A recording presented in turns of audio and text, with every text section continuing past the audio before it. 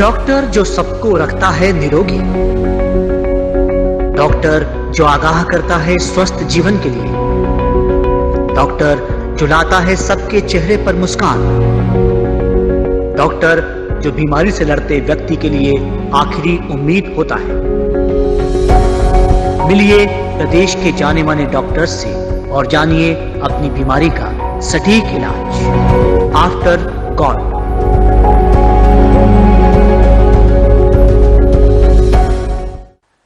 नमस्कार, साधना न्यूज के इस खास हेल्थ शो में आपका स्वागत है। आफ्टर गॉड में आज हमारे साथ में हैं डॉक्टर विनीत नाजा जैन, जो यूरोलॉजिस्ट हैं और ट्रांसप्लांट सर्जन भी हैं। खास बात यह है कि हर मनुष्य का जन्म होता है, लेकिन एक उम्र के बाद में शायद ही ऐसा कोई मनुष्य हो जिसमें बीमारियां ना पनपें। अलग अलग तरह की बीमारियां होती हैं, लेकिन जो उम्र के साथ बीमारियां सामने आती हैं वो थोड़ी सी घातक होती हैं और उनके लिए अवेयरनेस बहुत ज़्यादा ज़रूरत है। हम ऐसी ही एक बीमारी की बात कर रहे हैं, प्रोस्टेट और स्टोन रोग, जो सामान्य मूत्र संबंधी समस्याएं होती हैं और मुझे लगता है कि उम्र के बाद नहीं होती हैं। डॉक्टर विनीत नाजा जैन हमारे साथ मौजूद हैं, आपका स्वागत है। और सबसे पहले तो सर हम ये जानना चाहेंगे कि प्रोस्टेट है क्या, और ये बीमारी हो इसके पहले क्या सूचना देती है, कैसे पता लगता है? नमस्ते पंकज जी। जैसे आपने पूछा, मैं बीइंग ए यूरोलॉजिस्ट हूँ और अपने समाज में अगर यूरिन रिलेटेड अगर कोई प्रॉब्लम होती है तो आदमी सामने आने से हिचकिचाता है जब तक कि वो चीज़ सामने ना आ पाए। हाँ, बिल्कुल सही कह रहे हैं। ठीक। और आपने एक बहुत अच्छा पॉइंट उठाया है, प्रोस्टेट। प्रोस्टेट के बारे में अधिकांश लोगों को मालूम होता है कि प्रोस्टेट है और कई बार लोग मजाक में भी उड़ाते हैं।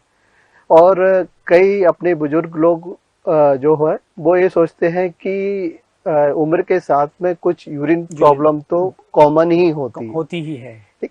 तो सबकी जानकारी के लिए मैं बताना चाहता हूँ कि हर पुरुष में every male possesses their prostate gland. Prostate एक अखरोट के आकार की ग्लैंड होती है जो कि पेशाब की थैली के नीचे यूरिन के पैसेज में होती है। ठीक है। जैसे जो यूरिनरी ब्लैडर जिसमें कि यूरिन कलेक्ट होता है किडनी से यूरिन बनने के बाद में, उस पैसेज पे ग्लैंड जो होती है उसको प्रोस्टेट ग्लैंड कहते हैं। और ए मेल रिप्रोडक्टिव पार्ट जो ऑर्गन है उसका एक इम्पोर्टेंट ऑर्गन है जो सीमन का कुछ क्वांटिटी कुछ पार्ट बनाता है जो कि स्पर्म को कैरी करता है। और उम्र के साथ में बिकॉज ऑफ हार्मोनल चेंजेस जो शरीर में बदलाव आते हैं उम्र जब बढ़ती है तो उसकी वजह से कुछ प्रोस्टेट में इनलार्जमेंट शुरू हो जाता है, उसके आकार में बढ़ता है और उसकी वजह से यूरिन के पैसेज ब्लॉक होने लगता है। तो उसकी वजह से जो सिम्टम्स होते हैं, नेचुरली यूरिन के पैसेज में ब्लॉकेज होगा तो यूरिन रिलेटेड सिम्टम्स होंगे, जैसे कि बार बार यूरिन को जाना, या रात में नींद पूरी ना हो पाए 4-5 बार उठ के जाना, या कभी यूरिन में ब्लड आ जाना, या यूरिन तो तेज लगी है लेकिन जाते हैं तो यूरिन ठीक से हो नहीं पाती है। तो इन चीजों को इग्नोर नहीं करना चाहिए क्योंकि अल्टीमेटली जो प्रोस्टेट है वो यूरिन का फ्लो को रुकावट करता है। और अगर यूरिन का फ्लो रुकावट होगा तो लोड जो है वो किडनी पे भी ट्रांसफर होगा। तो अगर हम इग्नोर करेंगे तो परेशानी बढ़ सकती है। यानी अब जब समस्या होना शुरू होती है तो पेशाब में जलन, पेशाब में रुकावट, ऐसी समस्याएं सामने आ सकती हैं।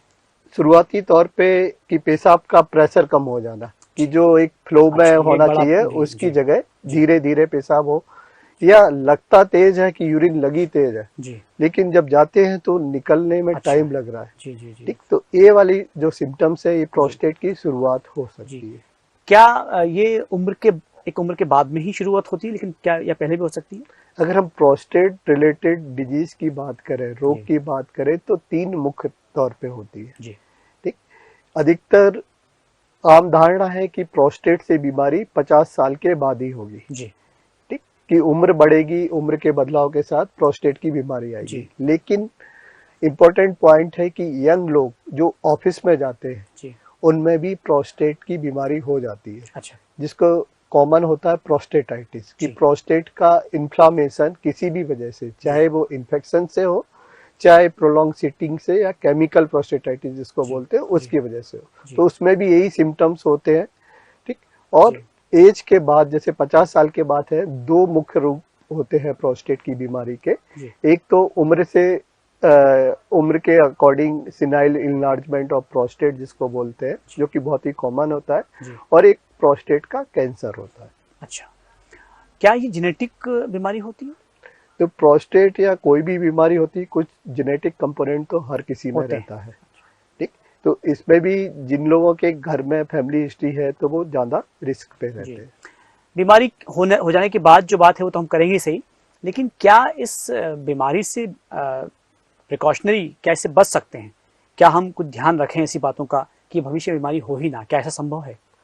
नियमित दिनचर्या का अगर अपन पालन करें जी, यानी कि जो अपना इंडियन कल्चर है अगर उसको अगर फॉलो करें तो बहुत सारी बीमारियों से बचा जा सकता है। उसमें एक प्रोस्टेट भी है कि नियमित अगर संयमित भोजन ले रहे हैं, दिनचर्या अपनी ठीक से फॉलो कर रहे हैं, लेकिन क्या भाग दौड़ और वेस्टर्नलाइज्ड वर्ल्ड की तरफ से तो सारी बीमारियां उसी से बढ़ती हैं, इसमें भी है।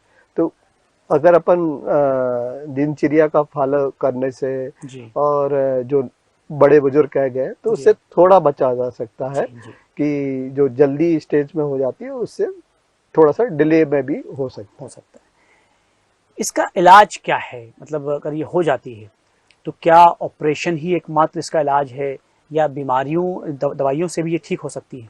नहीं, जैसे मैंने बोला कि प्रोस्टेट तो हर आदमियों में है जी, ठीक, और थोड़ा बहुत सिम्टम्स उम्र के साथ में सबको होता है जी। तो डिपेंड्स कि प्रोस्टेट के सिम्टम्स मरीज में क्या हो रहा है, पेशेंट में क्या हो रहा है। अगर थोड़ा बहुत ही है तो जो लाइफ स्टाइल चेंजेस जैसे रात के समय में चाय या अल्कोहल जिनसे कि यूरिन का प्रोडक्शन ज्यादा होता है वो कम ले, या जो रात में बार बार पेशाब जाने की समस्या है तो शाम के समय पानी का इंटेक कम कर ले, तो उनसे भी बचा जा सकता है।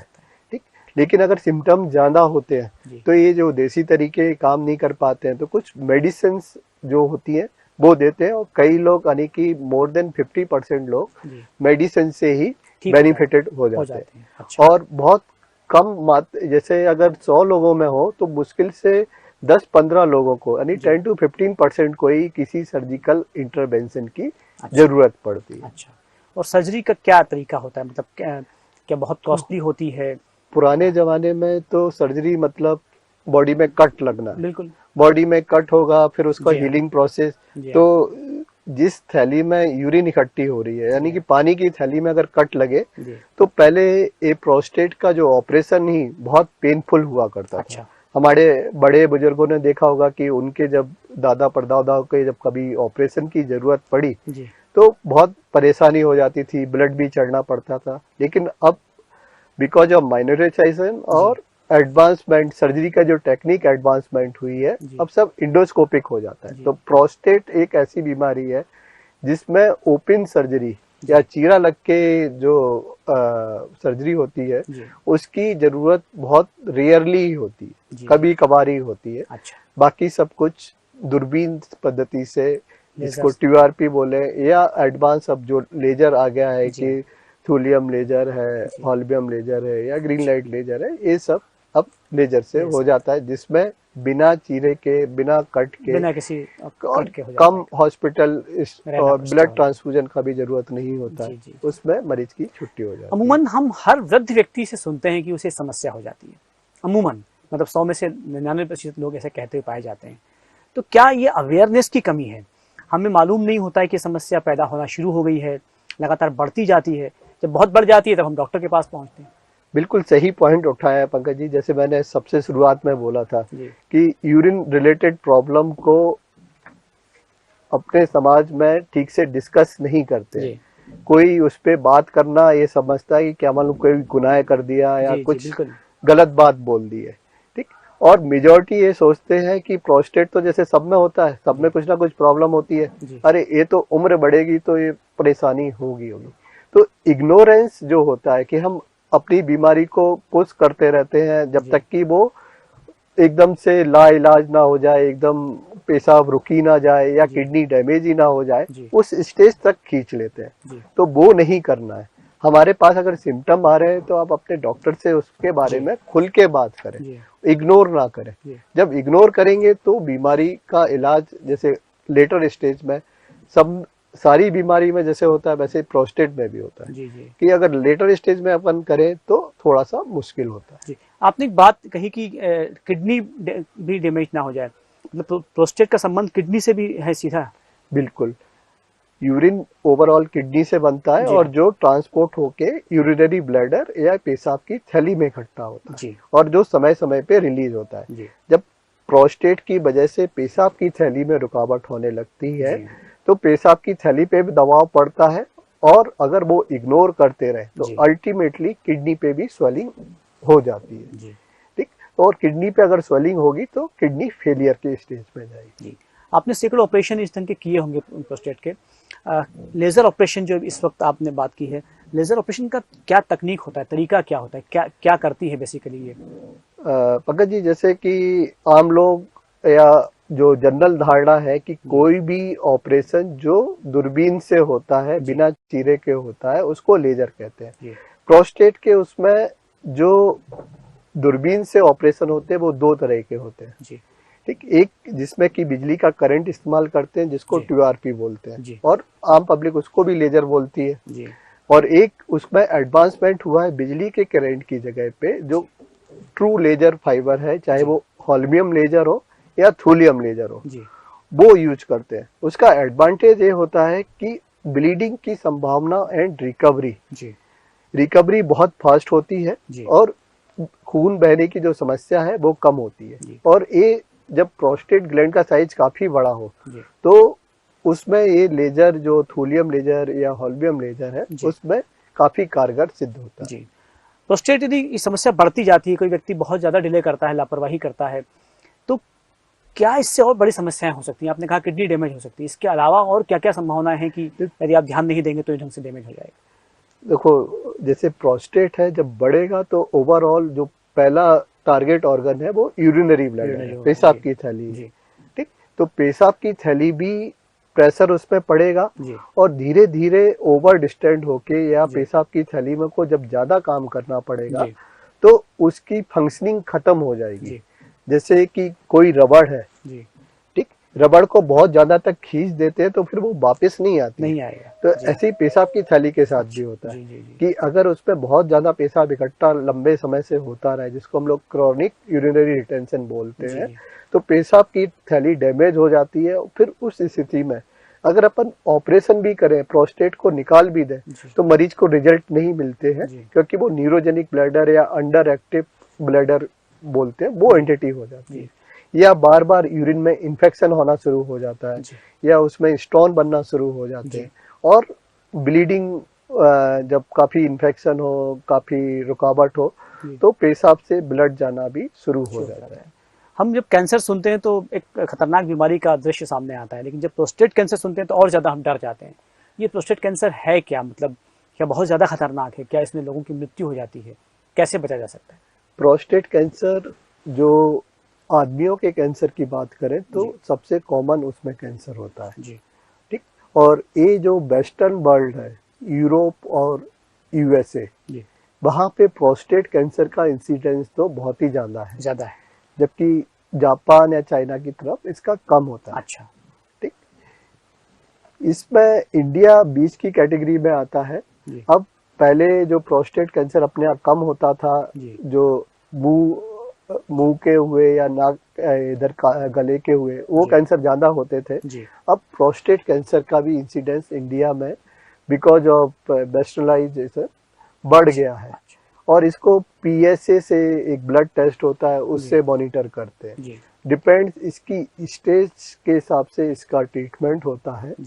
और ये जो बीमारी है प्रोस्टेट कैंसर, क्योंकि पेशाब की समस्या या ब्लड आना उससे डिटेक्ट हो जाती है, अगर थोड़ा भी आदमी केयरफुल रहे तो जल्दी डिटेक्ट हो जाती है। तो डायरेक्टली इससे सीधे नहीं मरता, लेकिन अगर इग्नोर करेंगे बीमारी अगर पूरे में फैल जाएगी, स्टेज 4 हो गई तो डेफिनेटली उसमें वो रहेगा। लेकिन प्रोस्टेट कैंसर में स्टेज 4 में भी आसान तरीके होते हैं, टैबलेट फॉर्म में तरीके होते हैं, छोटे सिंपल मेजरमेंट से बहुत रिलीफ मिल जाता है। जी जी तो ये मत समझें कि बाकी जैसे कैंसर होते हैं कि स्टेज 4 मतलब है कि बहुत ज़्यादा कुछ नहीं कर सकते, लेकिन इसमें प्रोस्टेट कैंसर में जी उसका बचाव और जो भी रोकथाम उसका हो सकता है। जी।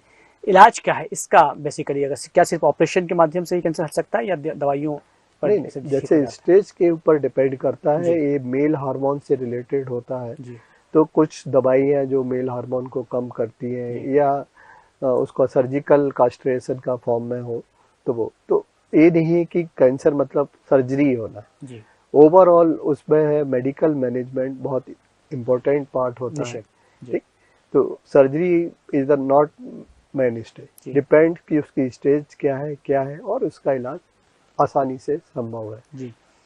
फूड कितना इसमें इन्वॉल्व होता है, मतलब फूड कितना बड़ा कारण होता है? क्योंकि आजकल मिलावट हर चीज़ में हो रही है। हर चीज़ में मिलावट हो रही है, उसमें व्यक्ति खा भी रहा है, उसको परेशान भी हो रहा है कि बीमारियां हो रही हैं। तो इसमें फूड कितना इंपॉर्टेंट है कि उससे यदि उससे ध्यान दे दिया जाए तो शायद हम इससे बच सकते हैं। जो प्रोस्टेट कैंसर है या प्रोस्टेट की बीमारी है तो प्रोस्टेट का एक लाइकोपिन सब्सटेंस होता है जो कि जी टमाटर में काफ़ी होता जी है। उसमें काफ़ी प्रिवेंटिव रोल होता है। जिंक सब्सटेंस है, सेलेनियम है, जी या हम नट सेल में बोले कि हम अगर सादा भोजन लेते हैं, जी अपना नॉर्मल व्यायाम दिन पे करते हैं, जी ठीक, कैफीन रिलेटेड प्रोडक्ट का कंजम्पशन कम कम करते करते हैं, हैं। तो प्रोस्टेट कैंसर की संभावना कम रहेगी। जी जी। किडनी स्टोन भी एक बीमारी है, ये किस तरह से अलग है कैंसर से, और इसके क्या क्या कारण होते हैं, क्यों होता है? किडनी स्टोन तो सबसे कॉमन बीमारी है जी कि अगर हम अपने ऑफिस में ही बात करें या हॉस्पिटल में बात करें जी तो 50% लोगों में किसी ना किसी स्टेज पे किडनी का स्टोन डिटेक्ट हो ही जाता है। जी कि वो या तो बचपन में हो जाएगा या जी 20-30 साल की उम्र में, या तो किसी ना, और सभी लोग, यानी ऐसा कोई फैमिली नहीं होगी जिसको ये नहीं मालूम हो कि किडनी स्टोन क्या होते हैं जी क्या बिल्कुल नहीं होते बिल्कुल। हैं। तो कॉमन बीमारी है। जी इसमें क्या होता है, जो यूरिनरी ट्रैक्ट है जी उसमें स्टोन का फॉर्मेशन होता जी है। स्टोन, और जैसे कैंसर तो है तो कैंसर में तो टर्मिनेशन होता है कि जी आदमी की जान को खतरा है। अच्छा लेकिन किडनी स्टोन भी है तो अगर इग्नोर करेंगे तो किडनी फेलियर और जी किडनी खराब होने का, और किडनी एक बार खराब हुई तो आप भी समझते हैं जी कि क्या उससे निश्चित निश्चित निश्चित। हो सकता है। और स्टोन जब भी किसी को होता है तो हम ये सुनते हैं कि बहुत तेज दर्द होता है उसमें। इसका कारण क्या है? वो दर्द का कारण क्या है कि बहुत तेज दर्द होता है और उससे बहुत परेशानी होती है?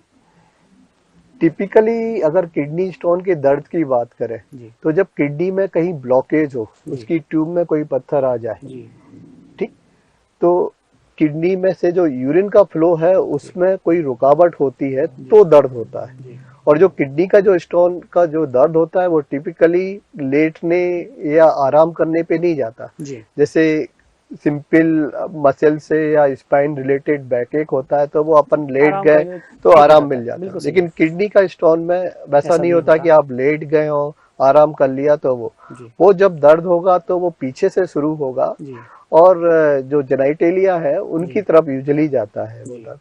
ठीक, और कई स्टोन ऐसे भी होते हैं कि जो साइड में किडनी में पड़े हैं धीरे धीरे बढ़ गए, मरीज को कोई सिम्टम ही नहीं होते जी हैं। हाँ जी हाँ, ठीक, अच्छा ऐसा या भी होता है। सिर्फ इन्फेक्शन की वजह से वो उसने दिखाया हो, या जी और किसी पेट में गैस ज्यादा बन रही है उसके लिए दिखाया, जी तब उसे मालूम पड़ता है कि इतना बड़ा स्टोन है। जी जी जी ठीक, तो ये भी चीज कॉमन है। जी तो जो दर्द होता है वो छोटे स्टोन भी काफी बड़ा दर्द कर सकते हैं। जी।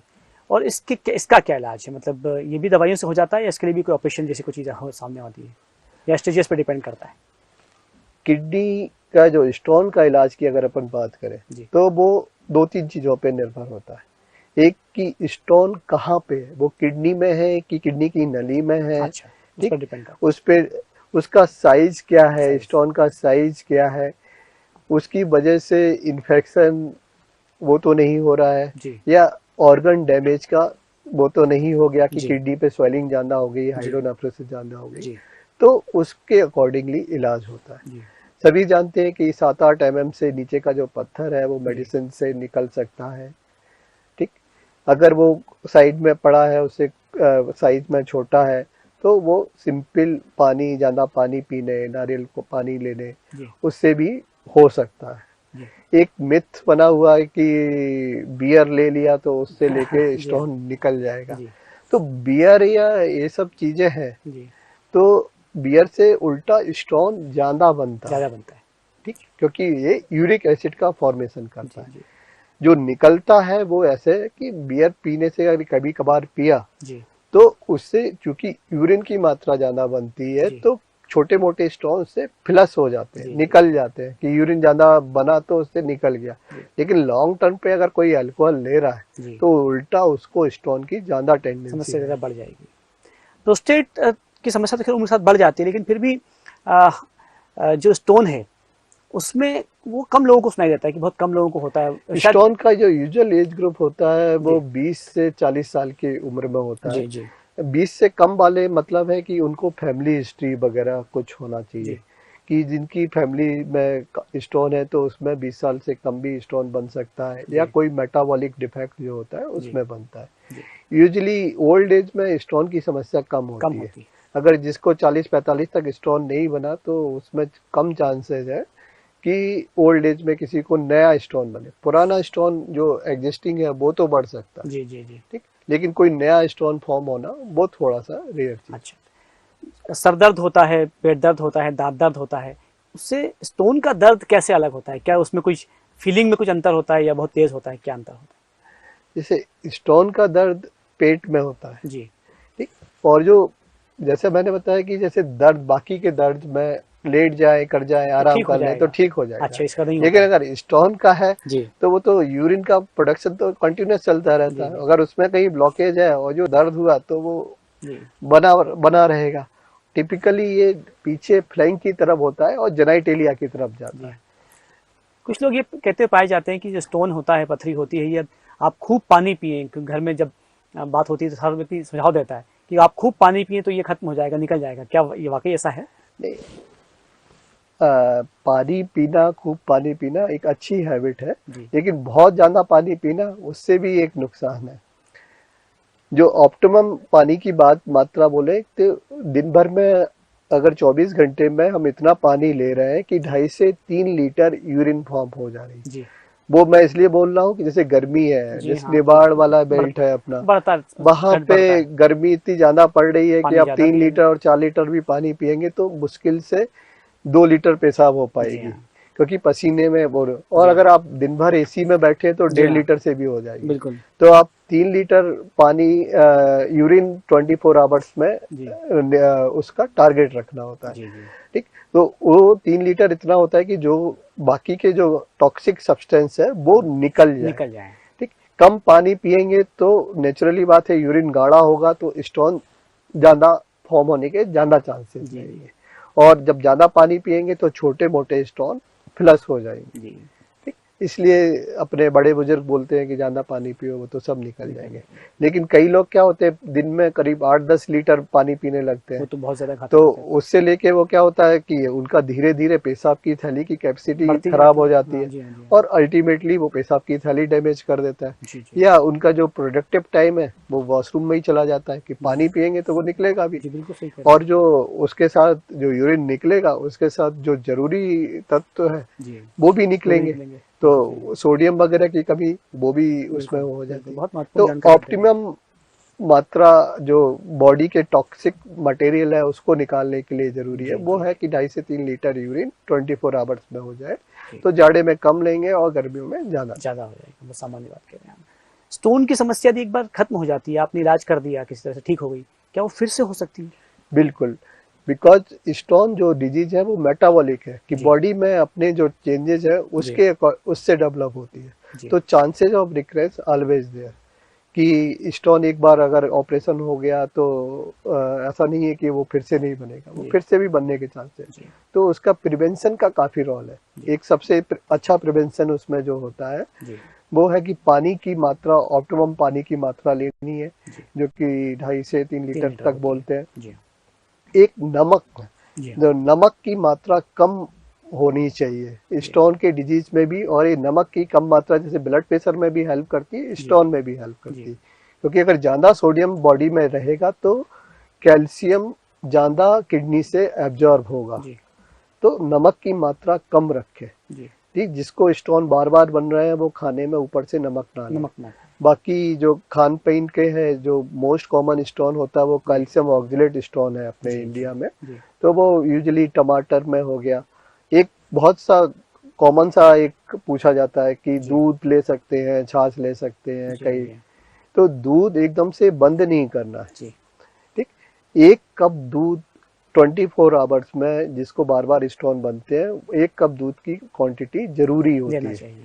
ठीक, क्योंकि अगर दूध वो नहीं होंगे तो बॉडी में कैल्शियम की कैल्शियम कमी हो जाएगी, बिल्कुल सही। बोन्स डैमेज होंगी, और वो बोन कमी करने के लिए, बॉडी की रिक्वायरमेंट कैल्शियम करने के लिए जी बोन्स से कैल्शियम बॉडी में आएगा तो स्टोन और ज्यादा बनेगी। जी तो एक कप दूध, और एक कप दूध से आप चाहे उससे छाछ ले लो, जी चाहे उससे आइसक्रीम बना लो, या दही ले लो, जी या पनीर ले लो, जी, यानी कोई भी फॉर्म डाइटरी, ले लिया आपने। हाँ, दूध का जो भी फॉर्म है वो एक कप दूध में ही वही होना चाहिए। अच्छा अच्छा अच्छा, किन परिस्थितियों में इस मामले में, अगर हम जैसे प्रोस्टेट कैंसर की बात हमने की, पथरी के मामले में भी ऑपरेशन की क्या कंडीशन रहती है? क्या हर वक्त ऑपरेशन की आवश्यकता होती है, या ये भी स्टेजेस पे डिपेंड करता है?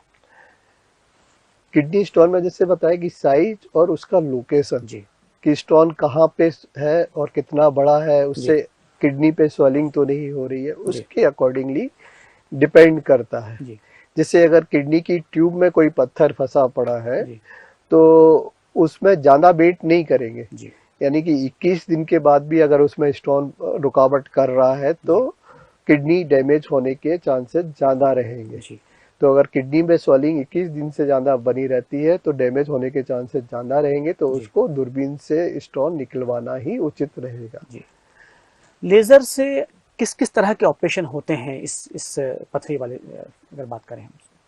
यूरोलॉजी की फील्ड में जो स्टोन का ट्रीटमेंट है वो जी काफ़ी रेवोल्यूनाइज हो गया है। जी जैसे पहले था कि किडनी का स्टोन निकालने के लिए पहले बॉडी में साइड में बड़ा सा कट लगता था, अब बिना कट के मुड़ने वाली दूरबीनें हैं, जी पत्थर तोड़ने के लिए लेजर है, तो बिना चीरे के, बिना किस के स्टोन को आराम से बड़ा सा बड़ा स्टोन निकल जाता है। जी ठीक, मुड़ने वाली दूरबीन से कभी छेद भी नहीं करने पड़ते, उससे भी निकल जाता है। ज़्यादा बड़ा स्टोन होता है तो ज़्यादा से ज़्यादा की होल करना पड़ता है, 1 सेंटीमीटर से जी कम का चीरा पीछे की तरफ लगता है, जी और उससे दूरबीन डाल के लेजर से उससे भी निकल जाते हैं। जी तो फ्लेक्सिबल यूरोट्रोस्कोपी हो गया, पीसीएनएल हो गया, जी यूरोट्रोस्कोपी हो गया, या किडनी के स्टोन जो छोटी जगह पे, अनएसेसिबल जगह पे है, जी उसमें कंबाइंड ट्रीटमेंट भी जी, सारा